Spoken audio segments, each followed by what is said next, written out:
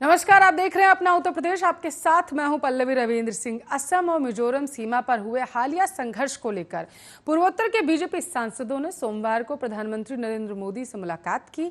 इस दौरान सांसदों ने पीएम मोदी को ज्ञापन भी सौंपा। बीजेपी सांसदों ने आरोप लगाया है कि कांग्रेस और विदेशी ताकतें लोगों को भड़का रही हैं और भाईचारा बिगाड़ने की लगातार कोशिश कर रही। प्रधानमंत्री बैठक के बाद बीजेपी सांसदों ने बताया कि असम मिजोरम के बीच सीमा विवाद को लेकर जो घटना हुई उसको लेकर पीएम मोदी को एक ज्ञापन सौंप दिया गया। इस ज्ञापन में लिखा गया है कि सीमा विवाद पुराना है, लेकिन कांग्रेस और दूसरी राजनीतिक पार्टियां आग में घी डालने का काम कर रही। हिंसा को भड़काने के लिए भड़काऊ बयान दिए जा रहे हैं, लोगों को भड़काया जा रहा है। साथ ही सोशल मीडिया पर भी विदेशों से कुछ ऐसी चीजें पोस्ट की जा रही हैं। इस ज्ञापन में लिखा गया है कि पूर्वोत्तर में प्रधानमंत्री मोदी के नेतृत्व में जो विकास हुआ है वैसा कभी नहीं हुआ। पिछले 7 सालों में पूर्वोत्तर में इंफ्रास्ट्रक्चर प्रोजेक्ट पर 2 लाख करोड़ रुपए खर्च किए गए। ज्ञापन में लिखा गया है, जो लोग पूर्वोत्तर में सुख और शांति बिगाड़ने का काम कर रहे हैं, हम उनकी कड़े शब्दों में निंदा करते हैं।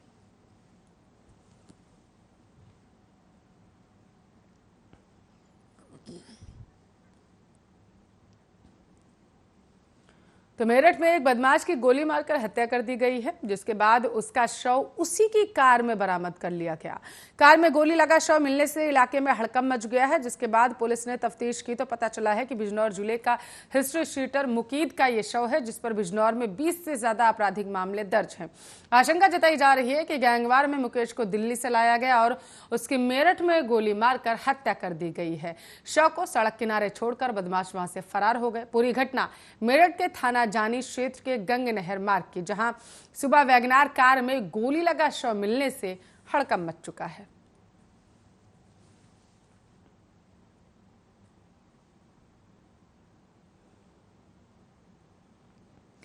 मेरठ में एक बार फिर से रिश्तों के कत्ल की कहानी सामने आ चुकी है। आपको बताते चले, फलावदा के संजय की ब्लाइंड मर्डर मिस्ट्री का पुलिस ने खुलासा कर दिया है। पुलिस ने इस मामले में सौतेले भांजे को धर दबोचा है। तंत्र मंत्र के शक और घर के मामलों में दखलंदाजी से नाराज भांजे ने सौतेले मामा की कनपटी पर तमंचे से गोली मारकर हत्या कर दी। फिलहाल पुलिस ने आरोपी के साथ हथियार बरामद कर लिए। थाना फलावदा में 29 तारीख को एक व्यक्ति जिसका नाम संजय था, उसकी डेड बॉडी मिली थी। बॉडी के कनपटी पे गोली के निशान थे। उस घटना का सफल अनावरण कर लिया गया है। घटना में मृतक का जो जीजा था, उसने 2 शादियां की थी। पहली शादी से 4 बच्चे थे और दूसरी शादी मृतक की बहन से की थी। जो पहली शादी से जो बेटा था, उसका नाम मोनू है। इसके द्वारा ये घटना कारित की गई है। पूछताछ में इसके द्वारा ये बताया गया है कि शादी के बाद से, जब इसके पिता ने दूसरी शादी की, अभियुक्त के पिता ने, उसके बाद से उसकी दूसरी बीवी और ये जो मृतक था, इन दोनों का घर के फैसलों में बहुत ज़्यादा दबाव रहता था। और इसके द्वारा बताया गया है कि इसको ऐसी शंका थी कि ये दोनों मिलकर तांत्रिक के पास जाते हैं और तंत्र क्रिया करते हैं घर के ऊपर, जिसके कारण घर की स्थिति लगातार बिगड़ती गई। इसके जो 2 भाई थे वो भी घर से बाहर चले गए। इसकी एक बहन थी, उसके जो पारिवारिक और वैवाहिक संबंध थे वो भी, उनमें भी तनाव चल रहा था। और इसने भी, इसके द्वारा बताया गया कि इसे भी अपने सीने में और तमाम जगहों पे दर्द वगैरह की शिकायत होने लगी। तो इसके द्वारा एक पुजारी को दिखाया गया, तो पुजारी ने कहा कि ये शारीरिक रोग नहीं, आपके ऊपर कोई तंत्र क्रिया कर रहा है। तो इसके मन में ये बैठ गया कि घर में मृतक और उसकी बहन मिलके तंत्र। मैनपुरी का रुख करेंगे। मैनपुरी में 11 साल की लड़की के साथ दुष्कर्म की घटना के आरोपी ने जहर खाकर जान देने की कोशिश की। गंभीर हालत में उसे मैनपुरी के जिला अस्पताल में भर्ती कराया गया है। केस दर्ज करके पुलिस आरोपी की तलाश कर रही।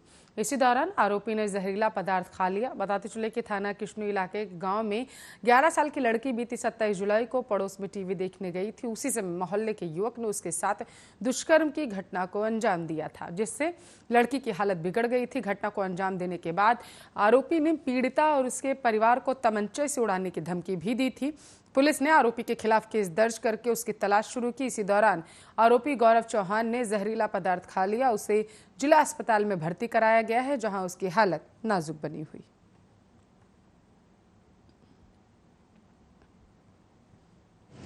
देखिए, थाना किशनी क्षेत्र में एक बच्ची के साथ, 11 साल की बच्ची के साथ रेप का प्रकरण संज्ञान में आया था, जिसके संबंध में थाना किशनी पर अभियोग पंजीकृत था।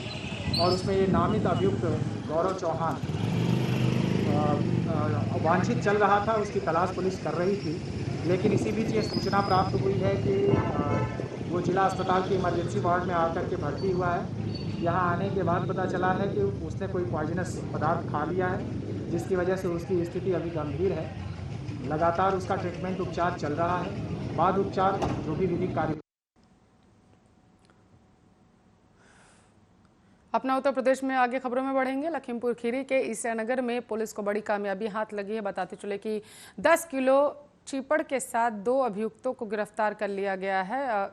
ईसानगर के तेजतरा प्रभारी निरीक्षक संजय त्यागी द्वारा मादक पदार्थों की तस्करी करने वालों के खिलाफ अभियान चलाकर 10 किलो चीपड़ के साथ 2 अभियुक्तों को गिरफ्तार कर लिया गया है। एक आरोपी का नाम अशोक सिंह बताया जा रहा है, जो कि सिसैया का रहने वाला है, तो वहीं दूसरे आरोपी का नाम राम गोपाल बताया जा रहा है, जो महीपुर का रहने वाला है।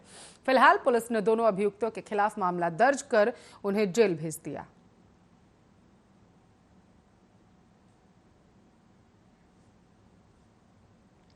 मेरठ में बढ़ती महंगाई, पेट्रोल, डीजल और रसोई गैस के दामों में लगातार हो रही बढ़ोतरी को लेकर शिवसेना के कार्यकर्ताओं ने कई मिनट तक खाली बर्तन बजाकर अनोखे रूप से महंगाई के खिलाफ अपना विरोध प्रदर्शन दर्ज कराया। इस दौरान शिवसेना के पदाधिकारी पश्चिमी यूपी के प्रभारी धर्मेंद्र तोमर ने बताया है कि जिस तरीके से भाजपा सरकार लगातार पेट्रोल, डीजल व रसोई गैस के दामों में बढ़ोतरी कर रही है, उसको लेकर जनता काफी निराश है। एक तरफ तो व्यापारी और जनता को कोरोना की मार ने तोड़ कर रख दिया और दूसरी ओर अब यह लगातार महंगाई व्यापारी की कमर तोड़ने का काम कर रही। इसी को लेकर देखते हुए शिवसेना के पदाधिकारी सहित कार्यकर्ताओं ने खाली बर्तन बजाकर धरना प्रदर्शन किया और मांग की है कि अगर यह सरकार महंगाई पर लगाम नहीं लगा सकती है तो इस सरकार को जल्द से जल्द बर्खास्त कर दिया जाए। शिवसेना के सभी पदाधिकारी और कार्यकर्ता पूरे उत्तर प्रदेश में सड़कों पर उतरने का काम कर रहे हैं। आज शिवसेना मेरठ इकाई कलेक्ट्रेट पर पहुंची है और राष्ट्रपति के नाम हम ये ज्ञापन देने आए हैं, जिसमें मांग की है कि केंद्र सरकार द्वारा जो महंगाई बढ़ाई जा रही है उससे रसोई की कमर तो टूटी है, आम जनता भी परेशान है, पीड़ित है। स्थिति आ गई है कि पेट्रोलियम पदार्थों की कीमतें नया इतिहास रच रही हैं। जिस रसोई गैस पर सब्सिडी मिला करती थी वो सब्सिडी बंद कर दी गई। घर का चूल्हा जलना भारी हो गया। आज महिलाएं इस स्थिति में सड़कों पर उतरी हैं अपने खाली बर्तनों को लेकर और बताने के लिए कि राशन रसोई में है नहीं, इन खाली बर्तनों का मोदी जी हम। वहीं दूसरी तरफ मेरठ में उद्योग व्यापार प्रतिनिधि मंडल उत्तर प्रदेश के पदाधिकारियों ने प्रदेश अध्यक्ष लोकेश कुमार अग्रवाल के नेतृत्व में मुख्यमंत्री के नाम जिलाधिकारी के माध्यम से 6 सूत्रीय मांगों को लेकर ज्ञापन सौंपा। ज्ञापन में रक्षाबंधन और हरियाली तीज और जन्माष्टमी जैसे प्रमुख त्योहारों के मद्देनजर ये मांग रखी गई है कि बाजारों को पूरे हफ्ते के लिए खोलने की अनुमति दी जाए। बताते चले कि ऑनलाइन शॉपिंग मॉलों को 7 दिन बाजार खोलने और मॉल सफाई करने की अनुमति प्रदेश सरकार द्वारा दी गई है। पिछले 1.5 साल से लगातार लग रहे लॉकडाउन से व्यापारियों की आर्थिक स्थिति खराब होती जा रही। इन्हीं सब बातों का ध्यान रखते हुए 7 दिन बाजार खोलने के आदेश पहले ही तरह सप्ताह छुट्टी लागू कर आदेश जारी करने की मांग की गई, जिससे व्यापारी अपना व्यापार शुरू कर सके। पूरे उत्तर प्रदेश से माननीय मुख्यमंत्री जी को संकेतित ज्ञापन दिया जा रहा है, जिसमें मांग की गई है कि हमारे व्यापार और बाजार 7 दिन खोले जाएं। बाजार को 7 दिन खोलने की मांग हमारी इसलिए की गई है, त्योहारों का सीजन आ रहा है। यदि 5 दिन बाजार खोले जाएंगे तो एक साथ भीड़ का दबाव बाजार में आएगा। 7 दिन बाजार खोलने से भीड़ बढ़ जाएगी। ऑनलाइन शॉपिंग को 7 दिन और शॉपिंग मॉल को 7 दिन की परमिशन सरकार ने दी है, जिससे हमारा व्यापार प्रभावित हो रहा है। हम किसी भी कीमत पर अपने व्यापार को नष्ट नहीं होने देंगे। यदि सरकार सांकेतिक मांग पत्र से हमारी मांग नहीं सुनती है तो व्यापार मंडल को सड़क पर उतरकर। तो मेरठ में स्कूल माफी को लेकर अभिभावक संघ के लोग लगातार धरना प्रदर्शन कर रहे हैं, जिसको लेकर आज एक बार फिर से अभिभावक संघ के लोगों ने जिलाधिकारी को ज्ञापन सौंपा और अपनी मांगे रखी।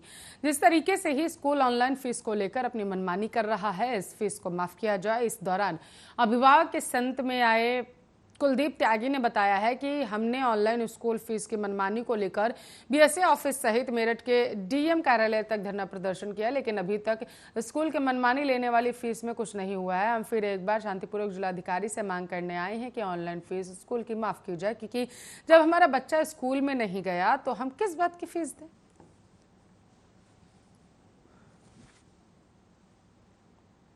जो निजी पब्लिक स्कूल हैं उनके जो संचालक हैं उन्होंने हठधर्मी चला रखी है और वो बार बार ये कह रहे हैं कि ना हम शासन के नियमों का पालन करते हैं, ना हम प्रशासन की कोई बात मानते हैं, या हमारे स्कूल के नियम चलते हैं और स्कूल के नियमों के तहत वो बच्चों का उत्पीड़न कर रहे हैं, अभिभावकों का उत्पीड़न कर रहे हैं। उन्होंने स्पष्ट कहा है कि जब तक बच्चों की पूरी फीस, जबकि ऑफलाइन जो पढ़ाई होती थी उसकी पूरी फीस नहीं जमा होगी तब तक ना वो रिजल्ट देंगे, ना ही वो किसी बच्चे की टीसी देंगे। उसके विरोध में आज हम यहाँ। तो मैनपुरी राष्ट्रीय संत कवि स्वर्गीय डॉक्टर बहादुर सिंह निर्दोशी जी का 81वां जन्मदिन मां भगवती वृद्धाश्रम पर आनंद कलश पुरस्कार के रूप में मनाया गया। संवेदना फाउंडेशन ऑफ इंडिया के संरक्षक डॉक्टर निर्दोशी का जन्मदिन हर साल की तरह इस बार भी मनाया गया। दरअसल उनका सपना था कि उनका जन्मदिन बुजुर्ग, अनाथ, बेसहारा लोगों से मनाया जाए। चूंकि कल 31 जुलाई को उनका निधन हो गया, उनकी परंपरा को पुनः, माफ करिएगा, आपको बताते चले 31 जुलाई को उनका निधन हो गया था। आनंद कलश पुरस्कार जो उनके दिमाग की सोच थी वह संवेदना फाउंडेशन पूरी करता नजर आ रहा है। और तस्वीरें आपके सामने। एक हफ्ते तक यह जन्मदिन जयंती सप्ताह के रूप में मनाते हुए अच्छे लोग, अच्छे अधिकारी और अच्छे समाज के लोगों को संवेदना फाउंडेशन आनंद कलश पुरस्कार से सम्मानित कर रही है। इसी क्रम में प्रथम आनंद कलश पुरस्कार जन्मदिन के अवसर पर जिलाधिकारी श्री बी राम साहब को भेंट स्वरूप तुलसी का पौधा दिया गया। महिलाओं में समाज सेविका एडवोकेट रेणु सिंह कटारिया और आश्रम की संचालिका श्रीमती कमलेश कुमारी को दिया गया। ये संवेदना फाउंडेशन के संरक्षक और राष्ट्रीय संत कवि डॉक्टर बहादुर सिंह निर्दोशी जी का 81वां ये जन्मदिन वो हमारे संवेदना फाउंडेशन के प्रेरणा स्रोत रहे। और इसके साथ ही उनका प्रतिवर्ष 1 अगस्त को उनका जन्मदिन मनाया जाता है। उनका सपना था कि बुजुर्ग, गरीब, अनाथ, वंचित समाज के लोगों में हमारा जन्मदिन मनाया जाए।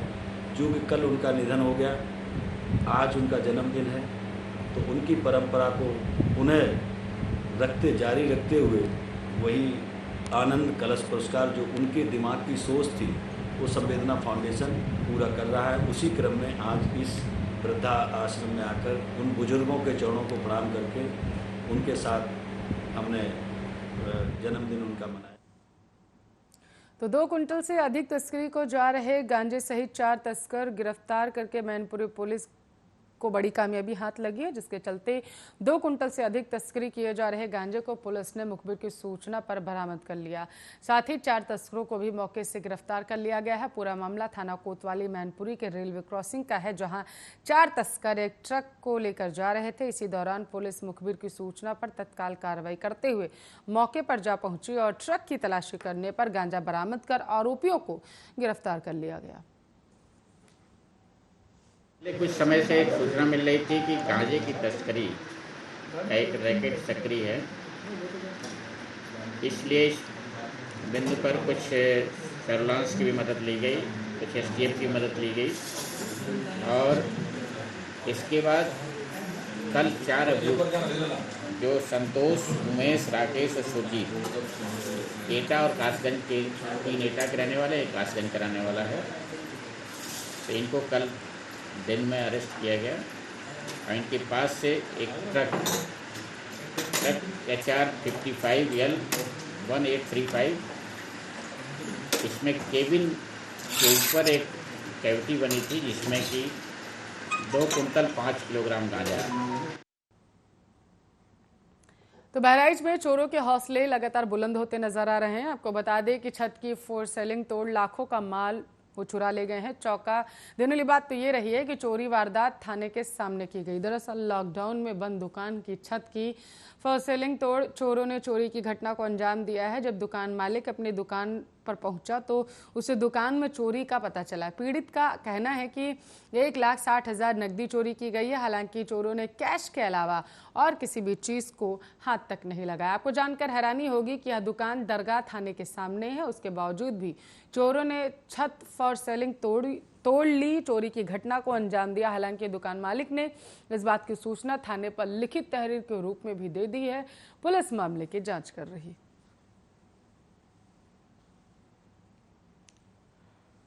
उसके बाद में देखा गया कि सारे दराजें हमारी टूटी हुई हैं और ऊपर हमारी फॉर सेलिंग टूटी हुई है। उसके बाद में जो है हम लोगों ने ऊपर से जाके देखा तो ऊपर का टीन का सारा बोल्ट हमारे खुला हुआ है सामान मेरा कोई भी नहीं गया है, खाली कैश ही हमारा गया। कितना कैश है? 1,60,000 रुपये, बाकी रिचकारी हमारे। किस नाम से दुकान है आपकी? बशीर स्टील अलमारी उद्योग के नाम से है। पुलिस को कंप्लेन किया अभी तक? जी हाँ। बाराबंकी का रुख करते हैं। सावन के पावन महीने में एक परिवार पर दुखों का पहाड़ टूट पड़ा है। बता दें कि जलाभिषेक करने आए श्रद्धालु की अभरण तालाब में डूबकर मौत हो चुकी है। जांच में सामने आया है कि मृतक व्यक्ति फतेहपुर थाना क्षेत्र में बनियानी गांव का रहने वाला था। तो वहीं पुलिस ने शव को अभरण तालाब से निकालकर पोस्टमार्टम के लिए भिजवा दिया है। साथ ही बताते चले कि पूरा मामला रामनगर क्षेत्र के लोधेश्वर महादेवा धाम का।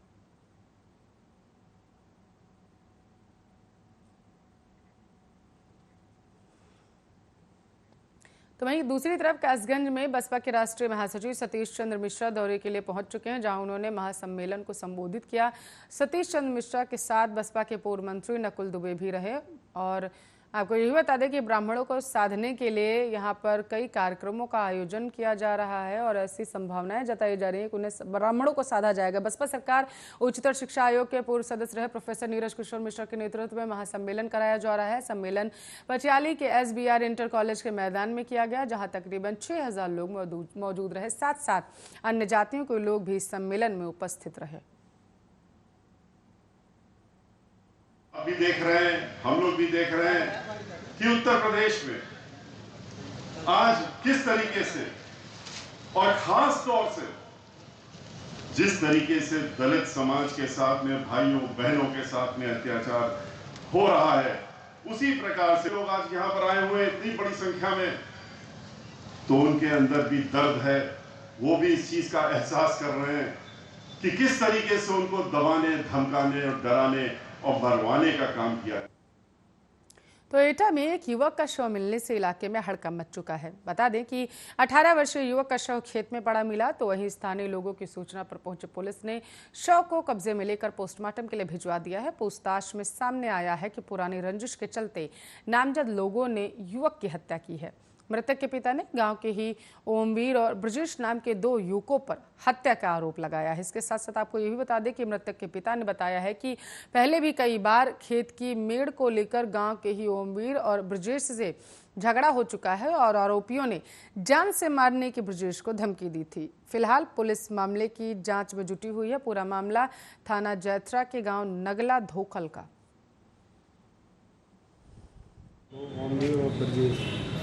कि क्या बात थी, क्या वजह थी मारने? हमारी उन्होंने जो झंझट थी, मेड़ के पीछे लड़ाई भई थी और पाइप नहीं पीछे उनने रिपोर्ट करी थी उस पर। उसका हम दंड देने को तैयार थे, नहीं लिया जी, और उसकी मौत करके ही माने। कहाँ पर सब मिला है उनमें? कहाँ पर सब मिला है? ये खेत में पड़ा मिला है। कितनी दूर था घर से? घर से होगा 200 मीटर। तो आपको कैसे जानकारी मिली? हमें मतलब गाँव के आदमी ने देखा, उसने मतलब 4 आदमी को बुलाया, डेरा जी। तब सब लोग हम भाग के गए, दूसरे खेत में थे, फिर वहाँ से हम भाग के गए। तब हमने बाराबंकी में कार्यालय पर पत्रकार समाज कल्याण समिति की दूसरी स्थापना दिवस का कार्यक्रम मनाया गया। टिकैत नगर में कार्यक्रम का आयोजन किया गया और आपको बताते चले, जिसमें मुख्य अतिथि के रूप में चेयरमैन जगदीश प्रसाद गुप्ता के द्वारा केक काट कर कार्यक्रम मनाया गया। तो वहीं मौके पर मौजूद रहे पत्रकार समाज कल्याण समिति के जिला अध्यक्ष हामिद अंसारी ने बताया कि पत्रकार कल्याण समिति का गठन पत्रकारों के शोषण को देखते हुए लिया गया है, ताकि पत्रकारों की हर संभव मदद की जा सके। SSI और आपको बता चला अखिल भारतीय उद्योग व्यापार मंडल विधानसभा प्रभारी सुनील गुप्ता, नगर अध्यक्ष कृपाशंकर शुक्ला, पंकज शुक्ला, निगम पत्रकार समाज कल्याण समिति जिला अध्यक्ष M हामिद अंसारी के नेतृत्व में संपन्न हुआ। साथ ही कई दिग्गज भी इस मौके पर मौजूद रहे। और ये हमारे संगठन का द्वितीय स्थापना दिवस है। इस अवसर पर हमारे तमाम क्षेत्र के जो जिला बाराबंकी के जितने भी कोने कोने से आए पत्रकार हैं, उनके साथ इसका द्वितीय स्थापना दिवस मनाया गया है। और हमारे नगर अध्यक्ष जगदीश गुप्ता जी हैं, इनको भी इसमें आमंत्रित किया गया। तो दुग्धेश्वर नाथ बाबा के मंदिर की महिमा के और इस श्रावण मास में छोटी काशी के नाम से मानी जाने वाली इस नगरी में दर्शन करने के बोझ आपको पता, शिवलिंग के आधार का पता उत्तर प्रदेश के देवरिया जिले के रूदपुर में 11वीं सदी में अष्टकोण में बने प्रसिद्ध दुग्धेश्वर नाथ मंदिर में स्थापित शिवलिंग है। अपनी विशेषता के लिए विख्यात है। इस शिवलिंग का आधार कहाँ तक है इसका आज तक कोई पता नहीं लगा सका है। मान्यता ये भी है कि मंदिर में स्थित शिवलिंग की लंबाई पाताल तक है। आज भी भक्तों को लिंग स्पर्श के लिए 14 सीढ़ियां नीचे उतरना पड़ता है। मंदिर से जुड़ी विशेषताओं को विस्तार से जानने के लिए आपको बताते चले, मंदिर से जुड़ी जो चीज़ें हैं उनको जानने के लिए आपको देवरिया ज़रूर जाना चाहिए भगवान के दर्शन करने के लिए।